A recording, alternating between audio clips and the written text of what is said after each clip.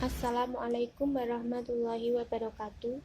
Perkenalkan, nama saya Tiara Deva Anissa, nomor absen 30, kelas 11 IPS 1. Materi bab 3 geografi adalah persebaran dan pengelolaan sumber daya alam. Sumber daya alam atau disingkat dengan SDA adalah segala sesuatu yang keberadaannya di muka bumi secara alami yang digunakan untuk memenuhi kebutuhan hidup manusia.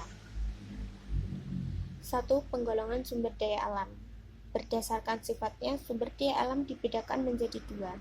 Sumber daya alam dapat diperbaharui dan sumber daya alam yang tidak dapat diperbaharui. Sumber daya alam dapat diperbaharui adalah sumber daya alam yang dapat diadakan kembali setelah digunakan sehingga tidak akan habis. Sumber daya alam dapat diperbaharui dibedakan menjadi sumber daya alam non-hayati dan sumber daya alam hayati. Sumber daya alam non-hayati antara lain tanah, air, udara. Sumber daya alam hayati antara lain tumbuhan, hewan, dan mikroorganisme. Sumber daya alam tidak dapat diperbaharui adalah sumber daya alam yang tidak dapat ada lagi setelah digunakan.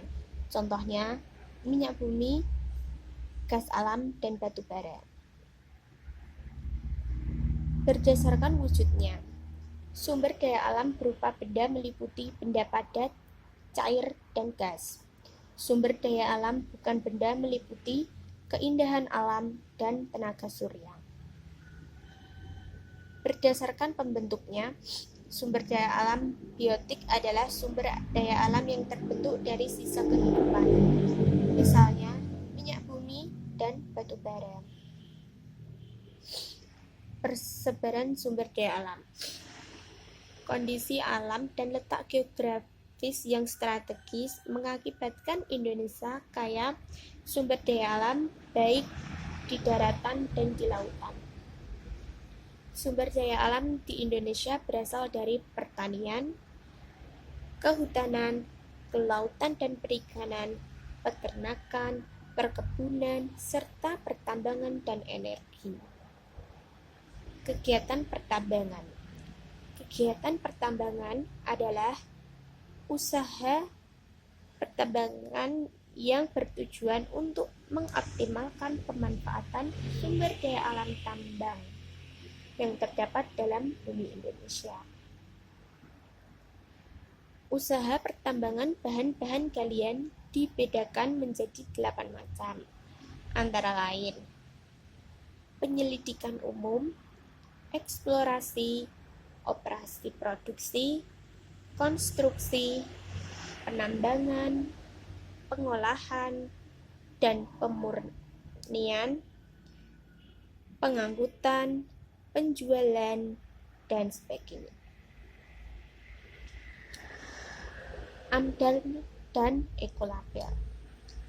AMDAL adalah alat untuk merencanakan tindakan preventif terhadap kerusakan lingkungan yang mungkin ditimbulkan oleh aktivitas yang sedang direncanakan. Kegiatan ekolabeling. Kegiatan ekolabeling adalah kegiatan bertujuan memberi sertifikat kepedulian terhadap kelestarian lingkungan.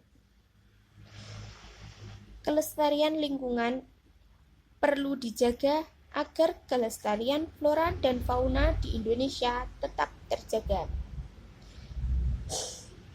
Dan pemberian ekolabeling ini sangat berguna bagi masyarakat agar tetap menjaga kelestarian flora dan fauna di Indonesia. Karena flora fauna di Indonesia sebagai keragaman yang dimiliki Indonesia untuk menciptakan keindahan alam dan